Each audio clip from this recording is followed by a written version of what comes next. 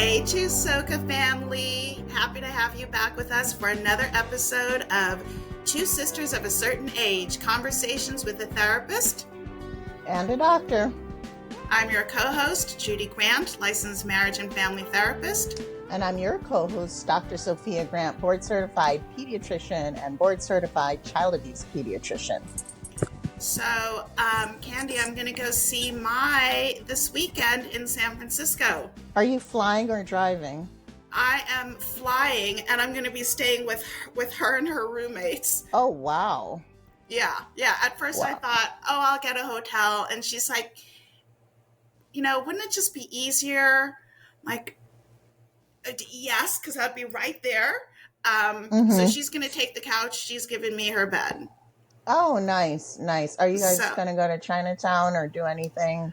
She's going to be walking in a fashion show on Saturday. So those are the big plans for us on Saturday.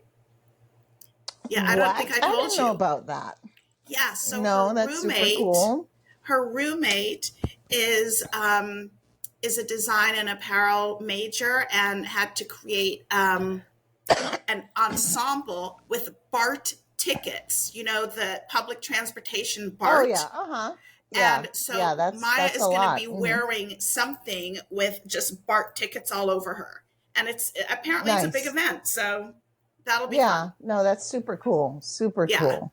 So just looking forward to spending the time with her.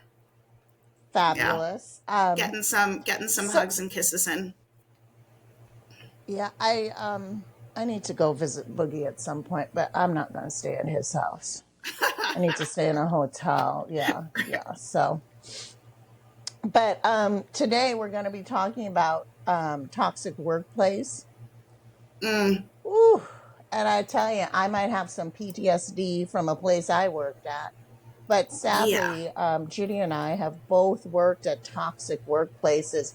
We can give you a few examples of the toxicity and hopefully help you strategize for how to get out and help bust some myths when it comes to toxic workplaces. I also want to talk about, I also want to talk about the fact that these toxic workplaces does a number on your mental health. And we know it takes a toll on your physical health, right? Yep. So we'll talk about it, but I also, we have to point out the fact that this can really mess with you in many, many ways. So let's just run through like some facts about toxic work environments.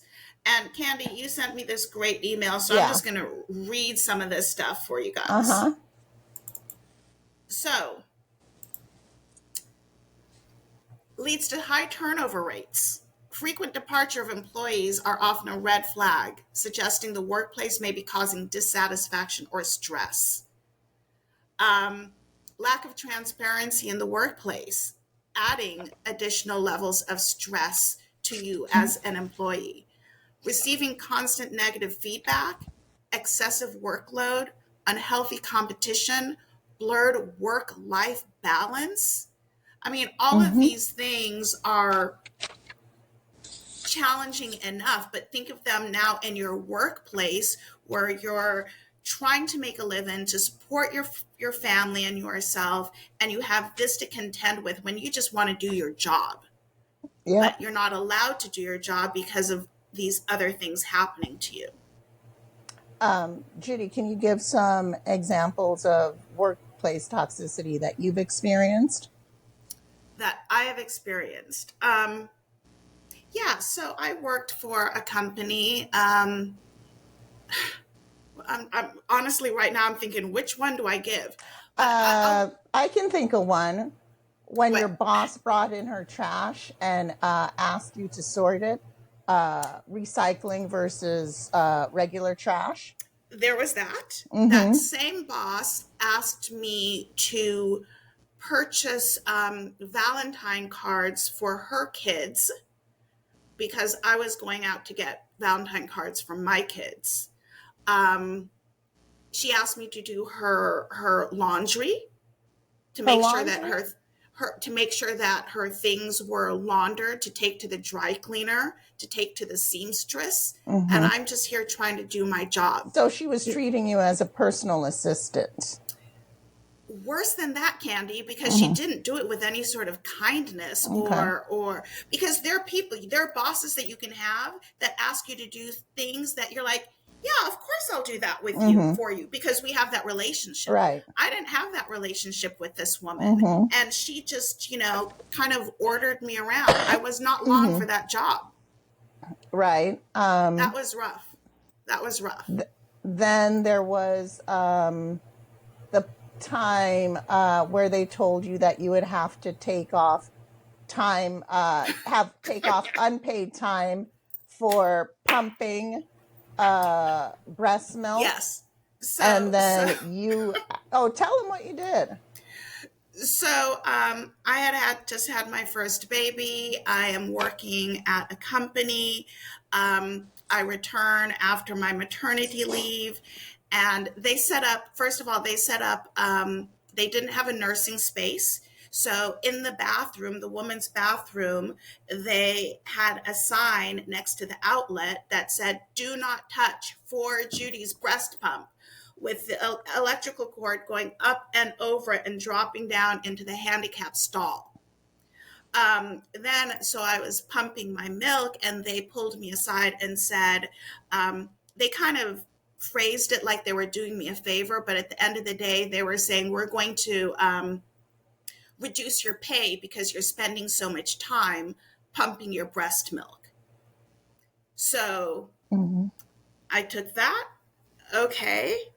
All right. And then I went back to them the next day and I said, "You can go ahead and do that as soon as you start reducing the pay of the smokers who leave the office 5 and 10 times a day to smoke." They said nothing after that.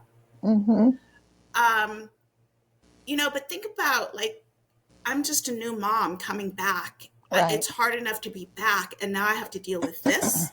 Yeah. And I have other examples of inappropriate boundaries at work where people are sleeping with people and having affairs on their spouses.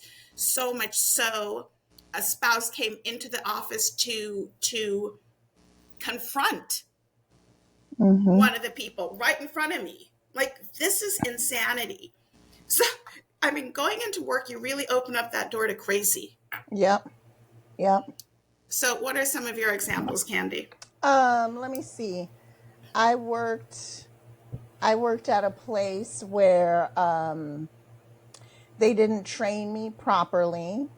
And then I'm like, well, if they aren't going to train me, then I guess it can't be that hard. Let me do the best I can with what I was shown. And then they criticize you. And then I was constantly being critiqued and judged. And everything I did was wrong. Everything, to the extent that other people coming in, if you were there for 2 weeks, you would recognize that I was the doormat. And so people who were technically under me, meaning they weren't physicians, they felt that they could treat me any old way because everybody else piled on. So that was something that they did. But it's the constant critique. Nothing I did was right. And then when I confronted my boss about it, she said that I have never had a problem at work. I have never. And she said, I've never had a problem with an employee. And so we were at a stalemate because, she said I was a problem. I said she was a problem. But it got to the point where I was so criticized and just picked on. Other people recognized it. And I started to have a chronic cough that at the time, I didn't feel like it was a psychogenic cough, but I would constantly have the urge to cough because of the stress and I was having palpitations. Mm-hmm. Had to go to a cardiologist, wear a Holter monitor. And then when I went to the doctor, he said, "What's going on at work?" And then I remembered, and then I developed coping techniques. I went to therapy because I was being treated so poorly. And the therapist asked me, "Well, where do you work?" And then I told her, and she said, "I got a lot of clients from that place." Okay. And Wow. she advised me to get out, but I couldn't get out. But one thing, I learned a few lessons. One, HR is not your friend. You think that your boss is mistreating you, let me go to HR. HR is there to preserve the workplace. It's to keep them from getting sued. So you think you're going to HR for support. They aren't going to support you. They're going to support the status quo. So that's one thing I learned. Another thing I learned is when you want to get out, don't tell anybody at your workplace, because you don't know if they're going to sabotage any opportunities for you. And if you're in a certain field, you need to put the word out to people in the field, like, "Hey, by the way, I'm looking for a job. I'm looking for a job. I'm looking for a job." Your workplace doesn't need to know. But that is something. And the thing about this workplace is that it was a pattern of behavior with them. When I would tell people how I was being mistreated, they asked me, "Was it racism?" I said, "No, it wasn't racism. It's just, they're just hateful people." And people who are miserable in their lives will bring that misery to work. And maybe their lives are out of control at home, but they can control this atmosphere, and then they like the power, and it turns into this mean girl type of thing. And I was constantly picked on. And when I would point that out, I was told, "Well, that's what it's like working with women." No. Or it's like family, it's like No. family dysfunction. I'm sorry. Yeah. Our family is not like to that. come here. These people aren't my family. And my family isn't dysfunctional like that. Nope. So, tell people who can keep their ear out for a job that you're looking for a job. But one thing I observed is I said they were equal opportunity haters. But there was a woman at the office who everybody piled on. Everybody disliked her. Everybody, they were united in their dislike for this person. But she was my friend. And I felt that my friendship with her made them pile on hating me because I wasn't part of the group. Right. But what they did for this woman is they would make her feel like her job was inconsequential. Anybody can do it. It's so easy. Anybody can do it. But then when she would ask for time off, like if she was supposed to leave at 5 and she said, "I want to leave at 4:30, watch my son play football," she would ask for the time off, and her supervisor would wait until 3:30 to say, "I'm sorry, we just can't let you off." So give her like an hour notice. And it was just to play games with her, because the thing is, her job was so inconsequential. Then why can't you let me go? And you remember when you were on vacation and they called you in Jamaica? Yes.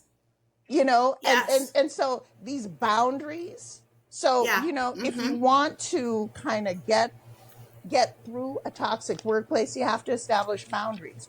One of the things I learned is don't share your personal life. Keep them wondering. I told Mommy, I'm just going to talk to them about my kids and my dog. And Mommy said, "Never talk to them about your children. Just talk about your dog." Because they don't need to know anything personal about you. So I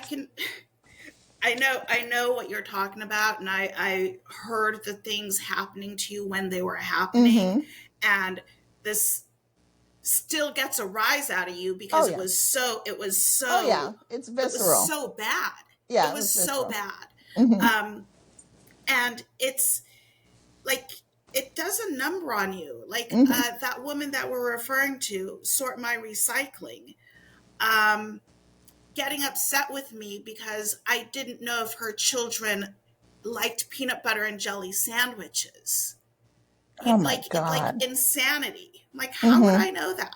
Um, but now you go into work and you're walking on eggshells. Yeah, And you're yeah, right, Candy. Now you can't do anything right. And the thing is, prior to her, same company, I had a phenomenal boss that I worked right. with for years. Yeah. And people were raving about me and my work ethic Hmm. and my abilities. And I had nothing but Hmm. wonderful things said and done for me. And then I move over to her And then because you're the he worst retired. person. And now I'm just like this lousy employee. I'm like, Yeah. nothing changed about me. Yeah, yeah. So, another thing that you need to do is like when the doctor pointed out that maybe this is stress related, I had to start practicing mindfulness. I had to recognize that it wasn't me, although it was directed at me, they were going to treat any people that wasn't them, they were going to treat them poorly. Yeah, there was like you said, a clique of mean girls that Hmm. just lashed out at the people that they chose, Yeah, yeah. weren't worthy or were not good enough. But I do have to share, and this might be counter to something that you said before. Um, Not all workplaces are like this, of Mm-mm, course, mm-mm. right? I work in an amazing environment. I love the people I work with. I am seen, I am heard, I am valued just as Hmm. I value others. So, that environment, I'm comfortable being me. I'm Hmm. comfortable sharing about my Right, kids. right, Because I know there's no judgment, there's right, no negativity surrounding me. right. And I also know, because at this agency, I have moved from position to position, and I've become much more involved, with human relations and the backside of that. And I see what they do and I see how they support um, the staff. Yes, they're absolutely there to protect the agency, but I Hmm. also see how they support the staff genuinely. So not all HRs Hmm. are bad. Now Yeah. there was one situation that I was in, um, when it went down that a spouse came in and confronted the affair. Um, they were short soon after that. I had situations. They called me into the office. They now saw me as a problem because I witnessed this, right? And Mm. they saw like, oh wait, this could be problematic. She saw this, and it was like after that, Your things went performance. downhill. Yeah. Uh-huh. Yeah. And Yeah. then I stopped giving a shit. Yeah. I was like, these people, I can't. It's so incestuous and disgusting. Mm-hmm. And I remember they called me into the office and they said that they had an issue with me taking so much time off of work. And I said, do you mean when my mother was in the hospital and my son broke his orbit? Like, Mm-hmm. and I had to take him to the doctor.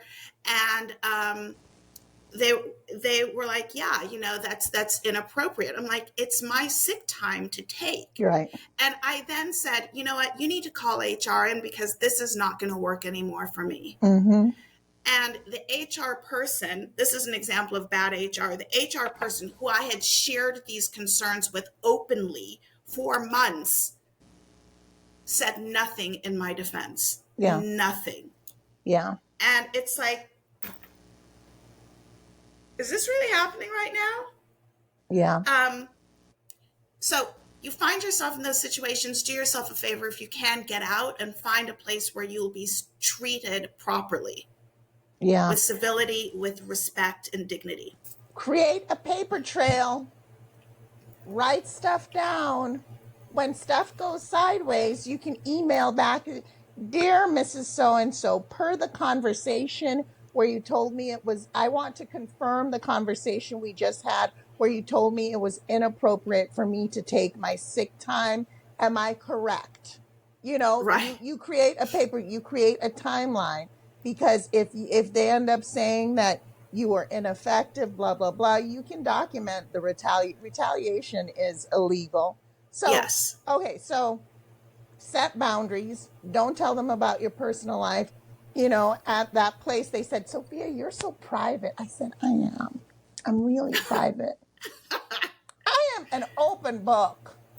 Anybody who knows me knows about my kids, my life, but you did not deserve to know about what was going on with me. Right. You did not deserve. You didn't have that privilege. And Candy, then do you be remember? I have to mindful. interrupt. Do you remember when I forget where I was working and I took a trip, family trip to Jamaica, and I came back Oh, yeah. and they were very upset and they're like, I don't understand how you get to go to Jamaica. I'm like, you buy a freaking plane ticket. That's how you I'm go. sorry. That's where I'm from. But like the resentment of somebody having a nice little vacation with their family, that was too much for them. So yes, you said set boundaries, practice mindfulness. You might need to do some deep breathing before you go into your office, before you know that you're going to have a conversation with that really toxic person, to be able to maintain your cool. Because unfortunately, if you get into some sort of argument with this person, then they're going to use that against you. So you want to be able to take your deep breaths and compose yourself before having those challenging conversations. Practice your self-care and your routine, whether it's walking. There was a point in my life where I was under so much stress. I would walk the dog for miles, because it being outside made me feel better. And it was healthy. So that's something you should do. But also, Candy, maybe take a walk when you're at work. Oh, yeah. Get out of the office. Oh, yeah. I was walk around the block. I was frowned upon by not commiserating with them at lunch, because you're so private. And, because I was so private, they would create stories in their brain. If it was a long weekend, they would think, I think Sophia went to Jamaica. I'm like, who goes to Jamaica for 4 days? I couldn't afford it. But they would create these stories. You became a woman of mystery. A woman of mystery, yeah.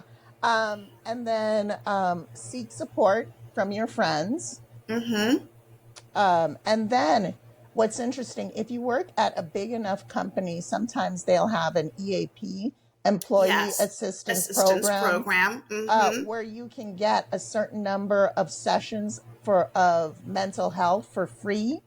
And it's confidential. Like maybe 6 sessions, and it's confidential. It won't go on your insurance. So that is something that you need to look into. And then I said, create nobody a paper knows that trail. you're doing it. Nobody knows that you're doing it. Yeah. And it was actually through the Employee Assistance Program that the therapist said, I get a lot of people from there. It's horrible. You should leave. Yeah. Wow. Yeah. Wow. Document the incidents. I want to share an incident. Yeah. This is like a therapy session for me. There was a woman who worked at the office. She was Jamaican. There was a Jamaican restaurant. And I said to her, hey, you want to go to that Jamaican restaurant for lunch? So I had another friend at the office. She said, oh, I'm going. She just invited herself. And there was another woman there. She was part of the Mean Girls. I didn't invite her because we weren't friends. Right. And so when I got back, she told on me, and my boss literally yelled at me for not inviting that woman to lunch. And this is a grown-ass woman. And it's like, not everybody gets an invitation. And she said, what did she say? That I was an instigator. Oh. Because I didn't invite her to lunch. I'm like, you guys do stuff and you don't invite me. And they said, well, you wouldn't come anyway. Oh, but you're supposed to invite her. Then she said, she doesn't have to drive in your car, but you could have invited her. I'm like, isn't this a 33-year-old woman? And why am I inviting somebody that clearly doesn't like me and I don't like to lunch? Right. Like, what? Yeah, makes no sense. this is not kindergarten where everybody gets an invitation, you know? Yeah. So, yeah, I was an instigator. Okay, document the incidents. You have to maintain a journal, document your thoughts and feelings. And then sometimes you might think you're crazy. You might think you're the one because they will gaslight you into believing, I'm the one. Is it me? Maybe it is me because I'm always doing something wrong. It is me. So, you know, like I said, I saw a therapist. I saw like several therapists and several people outside of the hospital so I could kind of gain a perspective like, this is what happened. And I mean, I talked to you, I talked to mommy, I talked to my friends, but yeah. And it's also like when you're journaling what's going on, you can begin to see some patterns. Like what exactly is oh, okay, I see it always happens around this time, or maybe you can see some patterns in their behavior. And that might just give you a little bit of insight. Right. It's not going to make it better, but maybe a little bit of insight into what's going on. And then I realized, although it was directed at me, they were just mean girls. They were going to be mean to everybody. Right. A few months before I was leaving, another person started, and I felt so sorry for this woman because I didn't, I knew what she was in for. So say her name was Tanya. I saved her name in my phone as poor Tanya. So I leave the job. And probably maybe 7 months later, I get a phone call and it's poor Tanya. And I said, what happened? And in the time she was there, she talked about the pattern of bullying and blaming and criticizing. And so she left that job. And even though our time only overlapped briefly, I wrote her recommendations so that she could move out, so that she could get out. Right. Yeah. But I have to say, like with this pattern of behavior from this one little unit of folks, of these mean girls, and the higher ups did nothing about it.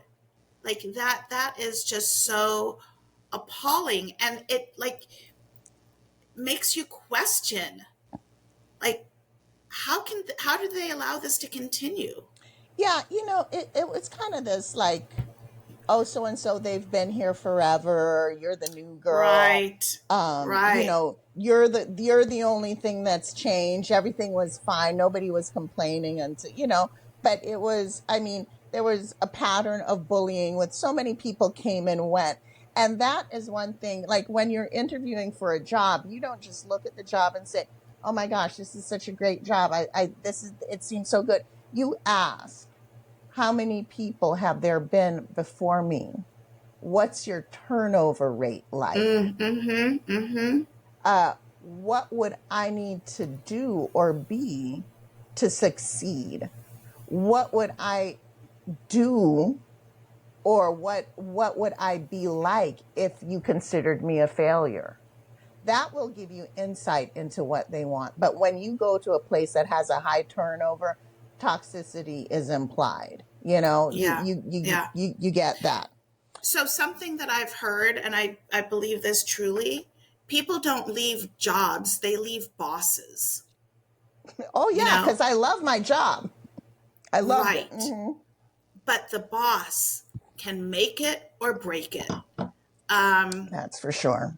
And it's because there's so much like angst and frustration and anger and all of these other feelings that you're like, I can't take this anymore. I'm out of here. Yeah. I am out of here. Not because of the job necessarily, but because of the boss, the environment, the other people. Yeah. Also, like I mentioned, let people know that you're looking for a job, update your resume, explore new opportunities. Sometimes you might have to make a lateral move to get out of a job. Right. one of the things that they say to combat this is to utilize I statements. And I Yeah. love I statements. Yeah. You take ownership for your feelings, Yeah. your behaviors, what have you. But What would have been a good I statement when what? with me? Like, you can't say, I feel you're a bitch.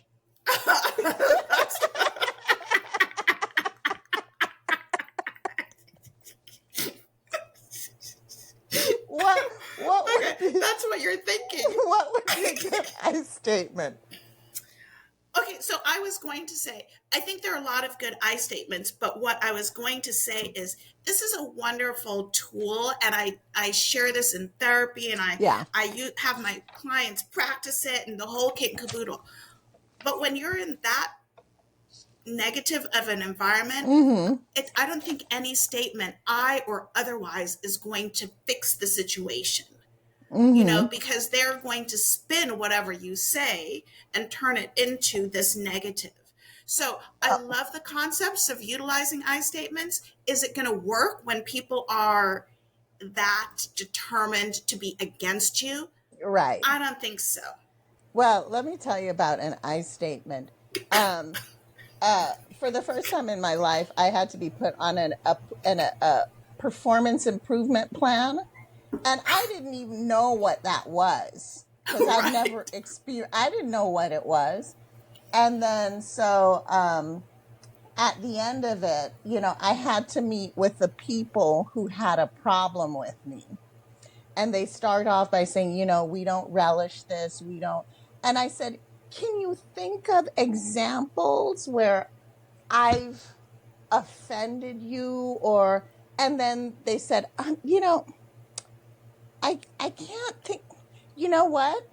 Like if the phone rings and I say, Sophia, you have a phone call, you'll say, who is it? What do they want? And, you should just take and I'm like, okay, so that's a problem. And they couldn't think of examples of and then I said, you know what I feel? I feel like it's me and then it's you. And I feel like there's a division. And then they said, Sophia, you shouldn't talk about us and them. That's divisive. Oh, yeah. So no matter, like they're Yeah. So no matter what you were going to say, they were going to spin it, and it was not going to be in your favor. Yeah. So, I statements and other situations, great. Utilize them, practice them, do it. This sort of situation, not sure that it's going to be very, very helpful. No. I'm sorry.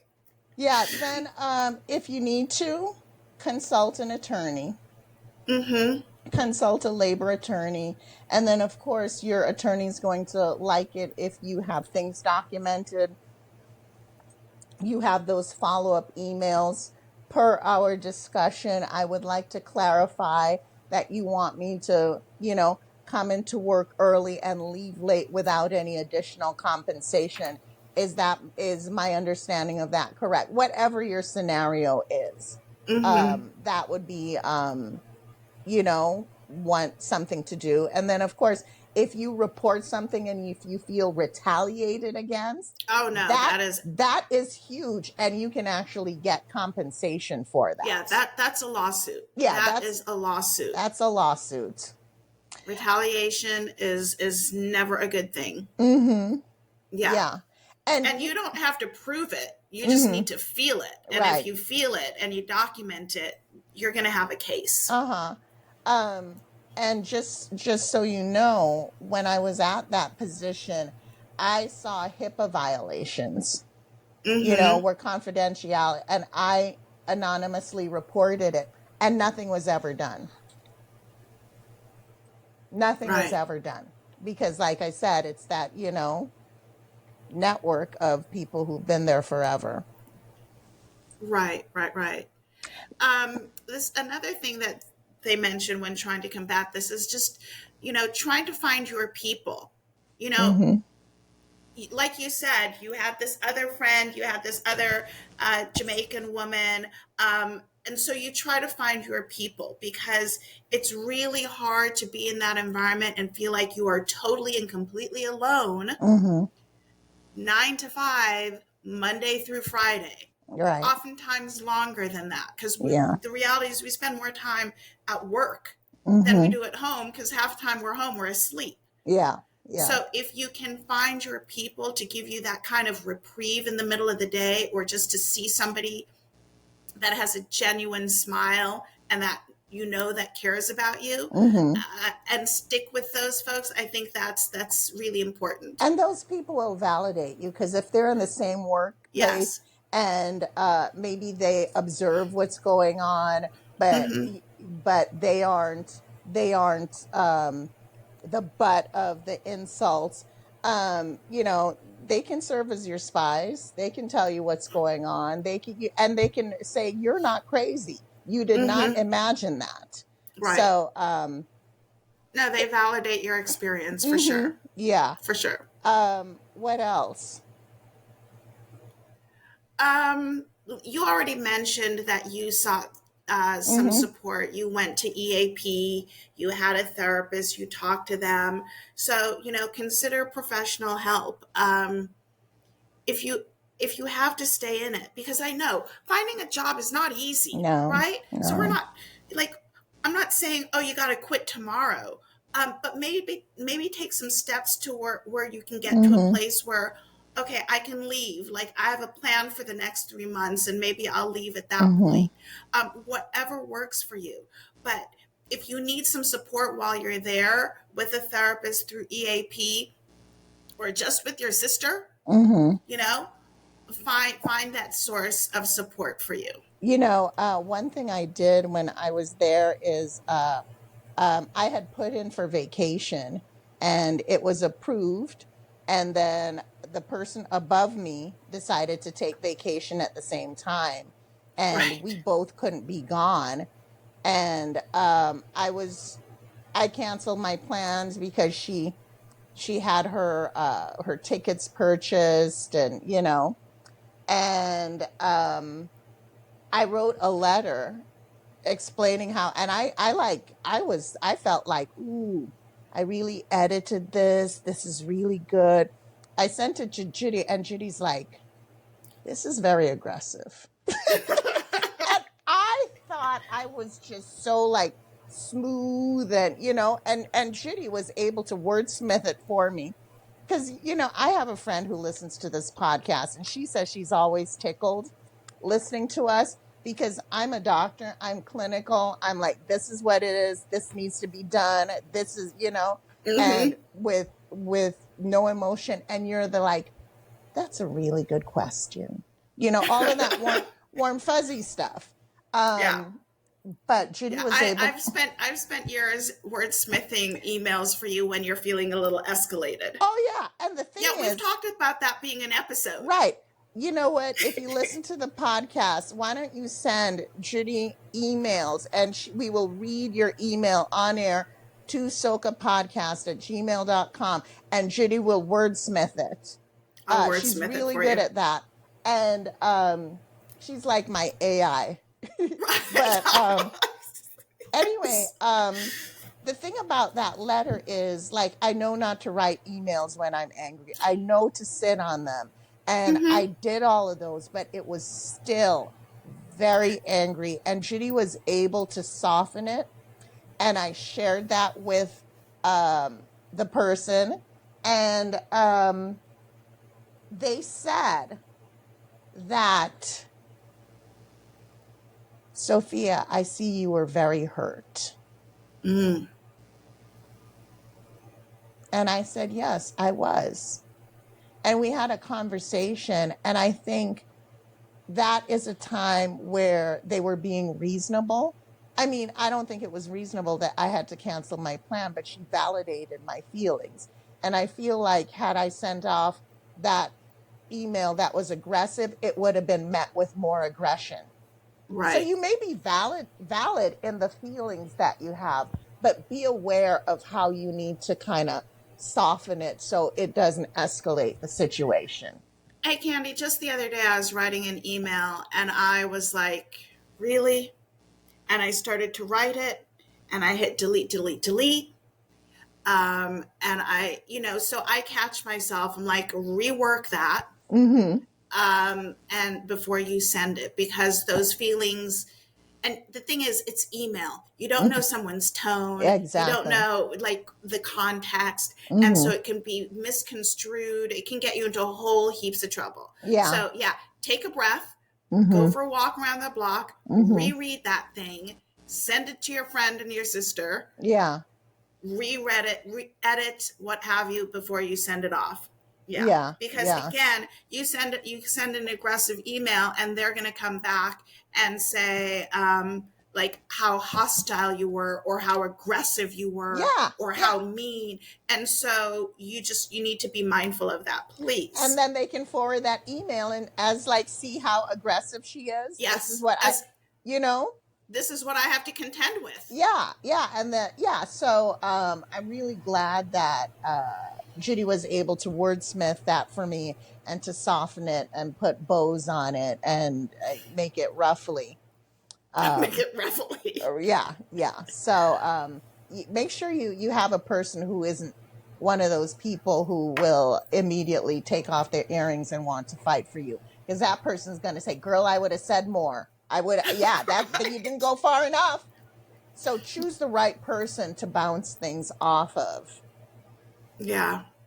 It's I think we've all experienced it at some point, um, and like sometimes we're just too young to know how to deal with it. Mm-hmm. Sometimes we're our age and it's still difficult and challenging.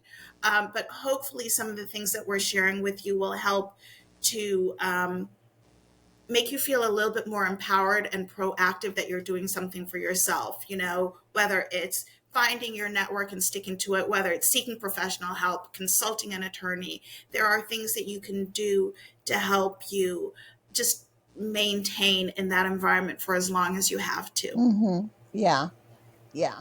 One of the aftermaths of being in that position is that when you go to another job, because you've been kind of on high alert, you don't Ah, trust your coworkers.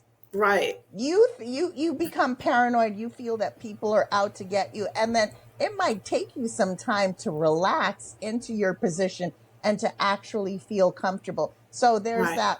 there's that ripple effect also. um Good news is, I know what it's like to be picked on and to be ridiculed and to feel devalued.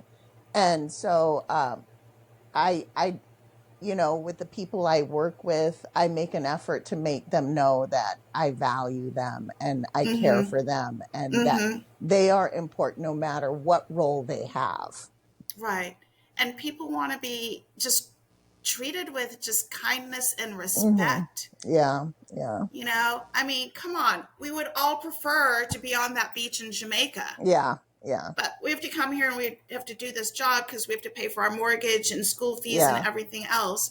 So let's just work together to make it as pleasant and as easy as possible. Yep. The days can be hard just with the work that we have to do. Hmm. We don't need to make it harder with all of this crap. Yeah, We don't. exactly. And you don't have to take it. Yep. You don't have to take it. Yeah. So, just listening to this, clearly I carry the baggage A of, little bit, a little bit. it's like instead of it being like a full set of luggage, it's now like carry-on size. Hey, so I want to talk just a second because you and I have talked about our personal experiences, Uh-huh. but we've all been made aware of high profile cases, high profile Yes. celebrities. Yes. And we Yeah. think they come off as the sweetest, kindest people. And Yeah. lo and behold, behind the scenes, shit's going sideways, Yeah. right? Lizzo is Ellen one. DeGeneres. Uh-huh. Jimmy Fallon. So Um, it's and I'm sure those positions are even harder to contend with because you're in the business, you want to be in the business, you don't want to say anything because you don't want to get blackballed, mm-hmm. right? But at the same time, it's like, how do I do this? How am I supposed to maintain? There's Right. something, what did you say in there? And the thing about the examples I gave, the three celebrities, is like they come across as so nice and so Oh my approachable. gosh. Oh my God, they're the best. Yes. And then you hear behind the scenes, it's a nightmare. It was very similar to my last place where people are saying, "Oh my gosh." No, it's a hellhole. Yeah. So let me just read this. So recent scandals involving public figures like Jimmy Fallon and Lizzo have once again brought the pressing issue of toxic workplaces into spotlight. Toxic work environments can have a detrimental impact on employees' mental health, leading to various negative outcomes. Employees working in such environments may feel a range of symptoms, including physical fatigue, emotional exhaustion, decreased job satisfaction. So again, there are ripple effects to this. And then think about this. You deal with this all day, every day, and you go home. How are you going to present with your family? How are you going to show up for your kids when you just had to deal with all of that? So it's also, just being mindful of bringing that baggage home. And hopefully you're not doing it in a way that now you're just pissed off and angry with the people who love you the most. Yeah. Just want to say that I got this article online. The author is Lauren O'Neill, and she is at Esprit, ESPYR, Director of Marketing. So you can look that up in case you want to in case you want to read more.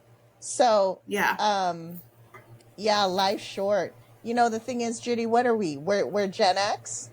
Are we Gen X? Gen X. Mm-hmm. Gen X. We're taught to work to make money. If you hate your job, you still go because you make money. And Gen Z, if this stuff goes down with them, they're like, peace out. I want to be happy. So we come from, I don't think a 25-year-old was going to put up with the stuff that you and I had to put up with. You're right. You're right. So, yeah. All right. Well, thank you. This was a little bit of catharsis, and I hope those people, they're the people who are probably checking on me online. I hope they might find this episode. No names were mentioned. No places were mentioned. Nope. But people on the internet can figure stuff out. So anyway, thank you so much for listening to this episode of TUSOCA, Two Sisters of a Certain Age, Conversations with a Therapist and a Doctor. If you want to find us, we are on Instagram at the number 2 Sisters of a Certain Age. We are on YouTube at the number 2 SOCA.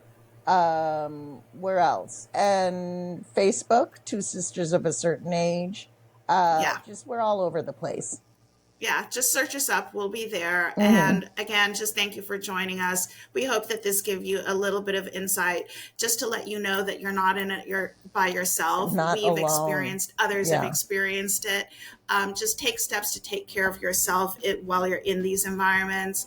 And, we got your back. We hear you. We see you. We respect you. And you're always welcome here. No toxicity with TUSOCA. No. So thank you for joining us. Until next time. No